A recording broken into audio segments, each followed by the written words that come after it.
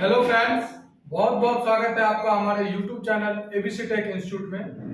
मैं Suraj Jha, laptop LED trainer. आज इस वीडियो में मैं आपको वीआरएम सेक्शन के बारे में जानकारी दूंगा। जो हमारे सीपीयू आते हैं, जो डेस्कटॉप या लैपटॉप जो होते हैं, उस बोर्ड में जो हमारा वीआरएम सेक्शन होता है, वो वीआरएम सेक्शन किस टाइप से कार्य करता है और वीआरएम सेक्शन में कौन कौन सा कंपोनेंट लगा होता है। अगर वीआरएम सेक्शन से क्या क्या प्रॉब्लम आते हैं तो हमें क्या क्या चीजें को चेक करना होता है, कौन कौन सी प्रॉब्लम आ सकती है या फिर आती है हमारे वीआरएम सेक्शन से। तो आज सभी चीजों पे बात करेंगे इस वीडियो में। आप वीडियो को बिल्कुल भी स्किप ना करें, वीडियो में अंत तक बने रहे। और अगर आपको वीडियो पसंद आए तो वीडियो को लाइक करें, कमेंट करें और वीडियो को ज्यादा से ज्यादा शेयर करें। और अगर अभी तक आपने हमारे चैनल को सब्सक्राइब नहीं किया तो अभी जाके हमारे चैनल को आप सब्सक्राइब कर लें, ताकि आपको हमारे कोई भी वीडियो आए टेक्निकल लाइन से तो आपको वो वीडियो का नोटिफिकेशन मिलता रहे। और हमारे चैनल पे आपको एसी पीसीबी का वीडियो, फिर लैपटॉप के रिलेटिव, डेस्कटॉप के रिलेटिव, एलईडी, प्रिंटर, ये सब वीडियो आपको हमारे चैनल पे मिलते हैं। और आपको अगर किसी भी तरह का कोर्स करना हो, like laptop, printer, LED, LCD TV, उसके बाद से हमारा यहाँ एसी पीसीबी का कोर्स करवाया जाता है, होम इन्वर्टर करवाया जाता है, बहुत सारे कोर्स हमारे यहाँ टेक्निकल कोर्स करवाए जाते हैं। तो अगर किसी भी तरह का कोर्स करना चाहे तो स्क्रीन पर दिए गए नंबर पे कॉल करके आप जानकारी ले सकते हैं। चलिए आइए हम वीडियो पे आते हैं और बात करते हैं वीआरएम सेक्शन के बारे में। तो ये हमारा वीआरएम सेक्शन का सेक्शन होता है, जिस सेक्शन में हमारा मॉसफेट आईसी लगा होता है। अब इस सेक्शन में सपोर्टिंग मॉसफेट और मेन मॉसफेट की बात होती है। तो मेन मॉसफेट की बात की जाए तो मेन मॉसफेट 2 भी लगे हो सकते हैं, 4 भी लगे हो सकते हैं। सपोर्टिंग की बात की जाए तो 2 भी लगे हो सकते हैं, 6 भी लगे हो सकते हैं, 7 भी लगे हो सकते हैं, 8 भी लगे हो सकते हैं। लेकिन अगर एक मेन मॉसफेट होता है तो उसके साथ 2 सपोर्टिंग मॉसफेट लगा होता है, यानी कि एक मेन मॉसफेट के साथ में 2 सपोर्टिंग मॉसफेट लगा होता है। हम आपको इसी में समझाएंगे। हमने 2 मॉसफेट, 4 मॉसफेट बना लिए हैं और एक आईसी बना लिए है। और जो हमारा कुछ कनेक्टर होते हैं, जहां से हमें लाइन आती है, कुछ लाइनें जाती है, वो भी हमने बना रखे हैं। अब आपको इस पे हम डायग्राम पे समझाएंगे कि कैसे इसको हम सरल भाषा में अच्छे से समझते हैं। तो आइए सबसे पहले हम आपको बोर्ड दिखाते हैं। ये बोर्ड होता है हमारा, जो हमारे पास डेस्कटॉप का ये बोर्ड है, ये देख सकते हैं आप। जो डेस्कटॉप का बोर्ड होता है, इस बोर्ड का जो वीआरएम सेक्शन होता है वो कहाँ पे होता है? तो वीआरएम सेक्शन जो होता है वो हमारा जो सीपीयू सॉकेट होता है, ये जो हमारा सीपीयू सॉकेट होता है, इस सीपीयू सॉकेट के नियर बाय में ही लगा होता है। अब इस सीपीयू सॉकेट के नियर बाय में जो हमारा वीआरएम सेक्शन लगा होता है, उसको पहचानने का एक और तरीका है, जहां पे हमें 4 पिन एटीएक्स कनेक्टर मिल जाए। 4 पिन का एटीएक्स कनेक्टर, जैसे ये हमारा 24 एटीएक्स कनेक्टर होता है, जो हमने यहाँ पे बना रखे हैं 24 एटीएक्स कनेक्टर। हम यहाँ पे आपको डिनोट कर देते हैं।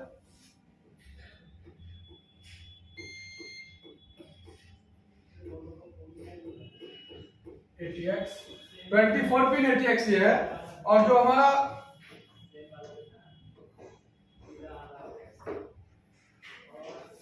ये कनेक्टर जो है, ये हमारा 4 pin ATX connector, 4 pin ATX. तो 2 टाइप के होते हैं, एक 4 पिन एटीएक्स, एक होता है हमारा 24 पिन। इसको थोड़ा बोल्ड कर देते हैं।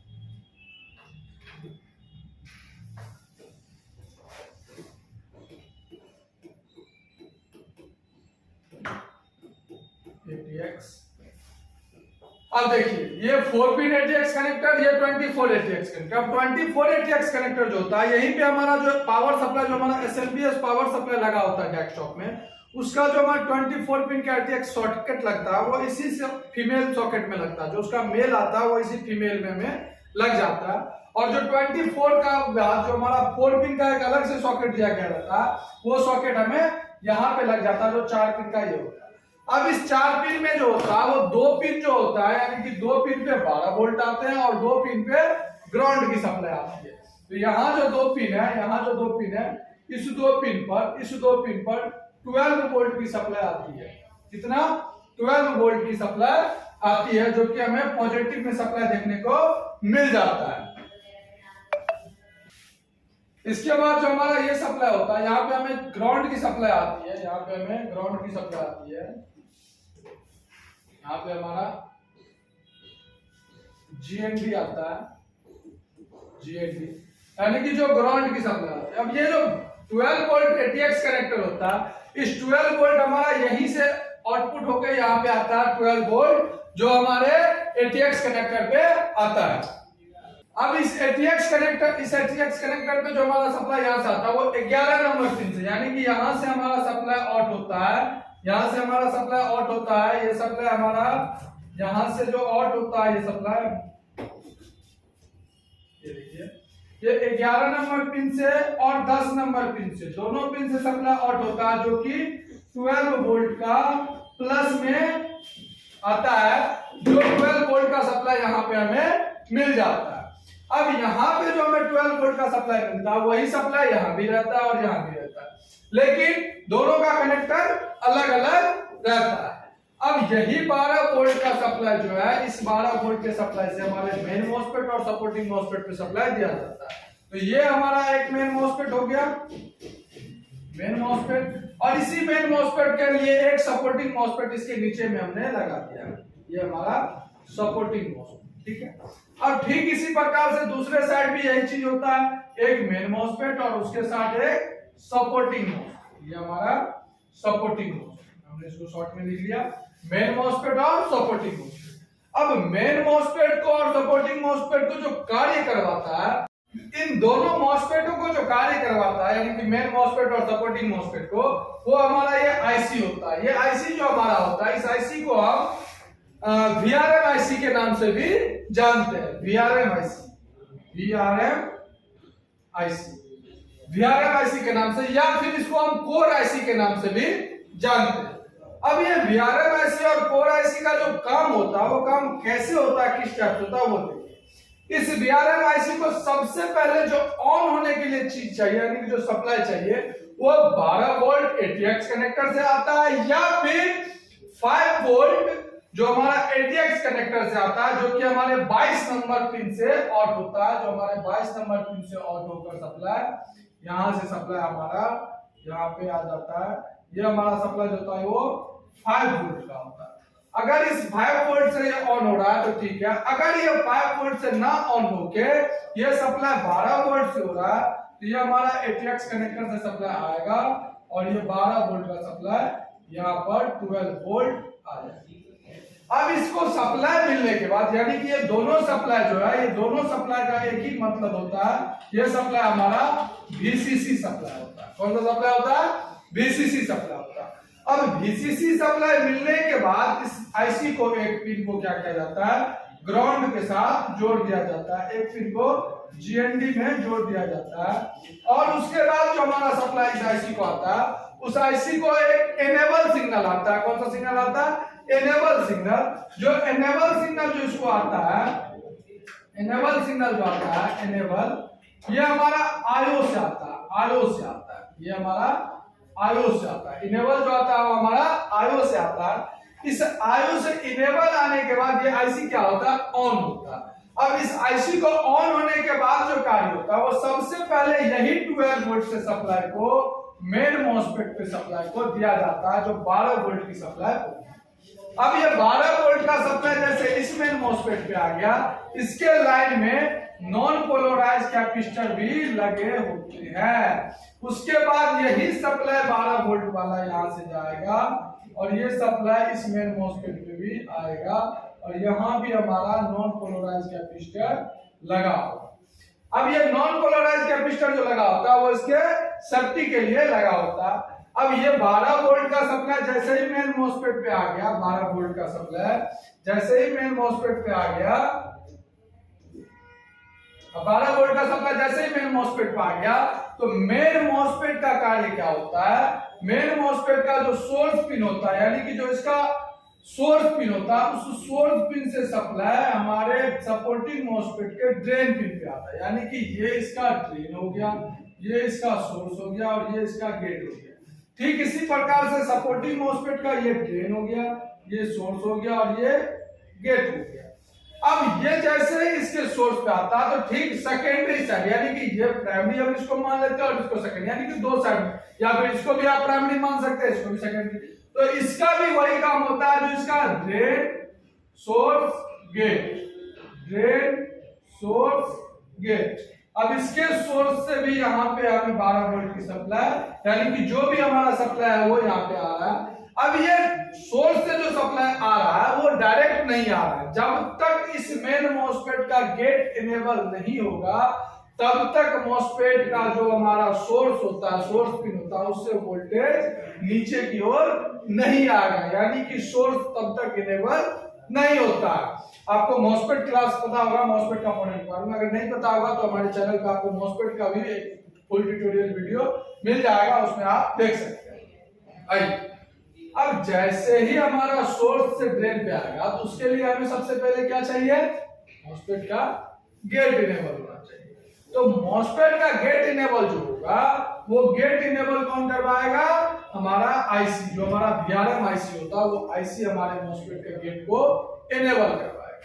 अब ये गेट इनेबल जो करवाएगा उसके लिए आईसी को क्या क्या चीज की रिक्वायरमेंट होगी, सबसे पहले इसको VCC सप्लाई मिल गई तो VCC सप्लाई हमने दे दिया। उसके बाद इसको चाहिए ग्राउंड, तो हमने ग्राउंड भी दे दिया, और इसको फिर दोबारा चाहिए इनेबल, जो इनेबल आयो से आता है वो भी हमने इसको ऑलरेडी दे चुके हैं।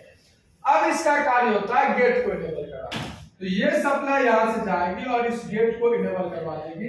इसके रास्ते में कुछ रेजिस्टेंस भी लगे हो सकते हैं, कुछ रेजिस्टेंस भी लगे हो सकते हैं, ठीक है। अब ये जैसे इसको गेट को इनेबल करवाता है तो ठीक उसी प्रकार से इस साइड भी ये क्या करता है, यहां से जाता है, यहां से गेट इनेबल करवाने के लिए आ जाता है। अब जैसे ही इस मॉसफेट का गेट इनेबल होता है तब गेट जो इनेबल होता है वो इस आईसी पे निर्भर होता है कि ये आईसी किस हिसाब से गेट इनेबल करवा रहा है। लेकिन आईसी जो गेट इनेबल करवाएगा वो इसके कोर वोल्टेज के अकॉर्डिंग करवाएगा, यानी कि जितना गेट इनेबल होगा उतना वोल्टेज नीचे से गिरेगा। यानी कि अगर भाषा में समझे तो जैसे नल को हम जितना ही खोलते हैं उतना ही पानी हमें मिलता है, ठीक उसी प्रकार जितना नल को ये गेट को खोल रहा है, जितना वोल्टेज दे रहा है उतना ही सोर्स से वोल्टेज निकल रहा है। तो यहाँ पे जो हमारा वोल्टेज जैसे यहाँ पे ये गिरेगा तो ये क्या होगा, सोर्स पे आएगा। सोर्स पिन पे आते ही सोर्स पिन का सपोर्टिंग मॉसफेट का जो सोर्स पिन होता है वो हमारा ग्राउंड पिन भी हो जाता है, ये हमारा ग्राउंड हो जाता है, GND। ठीक इसी प्रकार इसका भी हो जाता है, GND। अब जैसे ही ये ग्राउंड सप्लाई हो जाती है तो इसका गेट भी इनेबल होता है। तो इसके गेट इनेबल जो होता है वो भी हमारा ये आईसी इसका गेट इनेबल करवाता है। जो गेट इनेबल ये करवाता है इसके रास्ते में भी एक रेजिस्टेंस लगे हो सकते हैं, तो हम यहाँ पे लगा देते हैं, ये गेट इनेबल करवा रहा है। अब इस गेट पे और इस पे इसका भी गेट इनेबल करवा रहा है, इसके रास्ते में भी हमारा रेजिस्टेंस लगा होगा,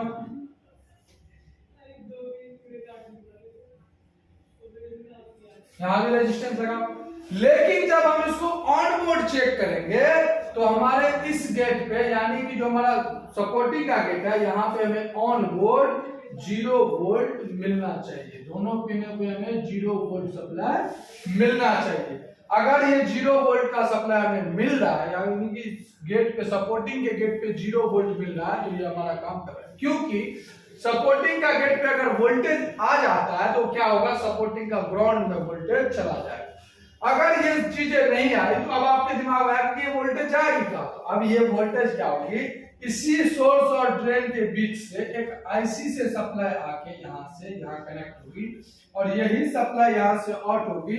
जो आउट होने के बाद इसके रास्ते में एक पोलराइज कैपेसिटर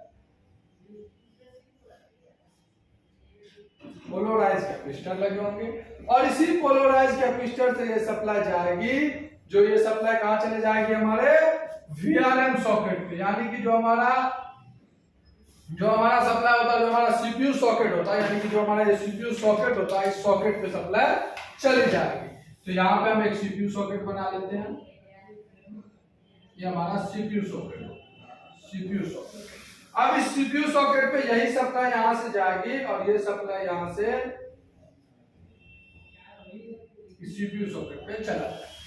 अब ये सीपीयू सॉकेट पे जैसे ही सप्लाई जा रहा है तो इसी के बीच से सप्लाई को क्या किया जाएगा, ठीक इसी प्रकार यहाँ से भी आईसी से सप्लाई को यहाँ पे जोड़ दिया जाएगा और यहाँ भी एक पोलराइज कैपेसिटर का उपयोग किया जाएगा। 2 पोलराइज कैपेसिटर का भी उपयोग किया जा सकता है, 4 का भी किया जा सकता है और 5 का भी किया जा सकता है। According to board, according to company, according to brand के ऊपर वो निर्भर होता है। अब जैसे ही यहाँ सीपीयू सर्किट को सप्लाई मिला तो ये सप्लाई जो यहाँ से आउट होता है, ये सप्लाई लगभग 1.1 वोल्ट से 1.8 वोल्ट के बीच में होता है, जो कि दोनों साइड होता है। 1.1 वोल्ट 1.8 वोल्ट, इसी के बीच में ये वोल्टेज हमारे सीपीयू सॉकेट को मिलते हैं। अब जैसे ही हमारे सीपीयू सॉकेट को ये सप्लाई मिलता है तो हमारे सीपीयू सॉकेट का क्या काम होता है, यहां से एक सप्लाई को फीडबैक के लिए देना, इसके लिए देना फीडबैक के लिए देना। ये सप्लाई जैसे इसको फीडबैक के लिए वापस दे रहा है तो कंटिन्यू गेट उसी प्रकार से इनेबल करवाएगा। अब ये तो हमारा सीपीयू सॉकेट का गेम हो गया।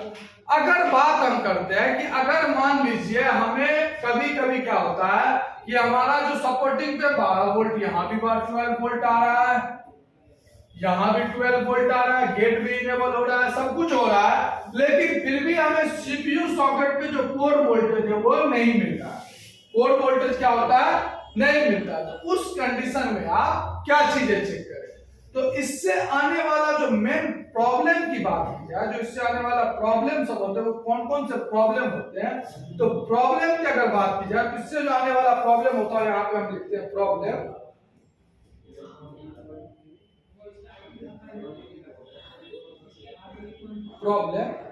इसका कलर हम बदल देते हैं आपको, ठीक है।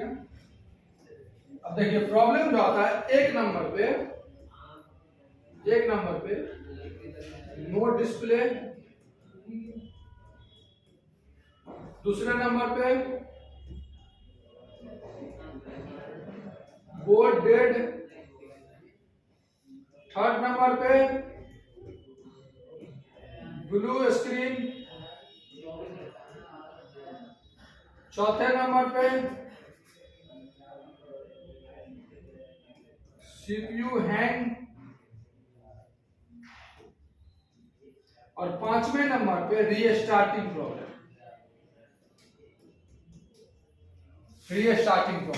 इस टाइप के प्रॉब्लम जो आते हैं वो हमारे वीआरएम सेक्शन से आते हैं। अब वीआरएम सेक्शन का इतना काम हो गया, लेकिन अगर मान लीजिए आपका ये आईसी खराब होता है, या फिर ये मॉसफेट खराब होता है, तो इस कंडीशन में आप क्या कर सकते हैं, या फिर आपका ये मॉसफेट खराब होता है तो आप क्या कर सकते हैं। इसके लिए भी हम आपके जो हमारे स्टूडेंट आते हैं उनको हम बताते हैं कि इसके जगह पे आप क्या चीज यूज कर सकते हैं, कैसे कर सकते हैं। तो इस वीडियो को हम यहीं पर खत्म कर रहे हैं, लेकिन अगर आपको इसके बारे में जानना है कि इसके लिए क्या और भी चीजें होती है, क्या चीजें होती है, तो वो आपको उसके लिए कोर्स ज्वाइन करना पड़ता है। तो अगर आपको वीडियो ये पसंद आया हो तो वीडियो को लाइक करें, कमेंट करें, और अगर आपको किसी भी तरह का कोर्स करना हो जैसे कि laptop, desktop, printer, smart LED LCD TV course, AC PCB, microwave, RO, जैसे हमारे यहाँ मैकेनिकल में कोर्स करवाए जाते हैं एसी के लिए, फ्रिज के लिए, वॉशिंग मशीन के लिए, तो आपको किसी भी तरह का कोर्स करना हो होम इन्वर्टर के लिए तो आप हमारे स्क्रीन पर दिए गए नंबर पे कॉल करके जानकारी ले सकते हैं। हमारे यहाँ रहने का, खाने का, हर एक चीज का व्यवस्था करवा दिया जाता है स्टूडेंट के लिए, तो आप यहाँ आ सकते हैं। हमारा जो इंस्टीट्यूट है ये नई दिल्ली उत्तम नगर में है, तो यहाँ पे आके आप डेमो क्लास लें। डेमो क्लास लेने के बाद स्टूडेंट, कुछ जो हमारे स्टूडेंट हैं उनसे फीडबैक लें। जब आप सेटिस्फाइड होते हैं तब आप आके यहाँ पे एडमिशन लें। एक बार जरूर आके आप देखें, अगर आपको इस लाइन में इंटरेस्ट है तो एक बार जरूर आप कॉल करके हमारे यहाँ से डेमो क्लास लें। उसके बाद आपको एडमिशन चाहे आप जहां भी लें, लेकिन एक बार आके डेमो क्लास जरूर लें, ठीक है। इस वीडियो को यही खत्म करते हैं। Thank you.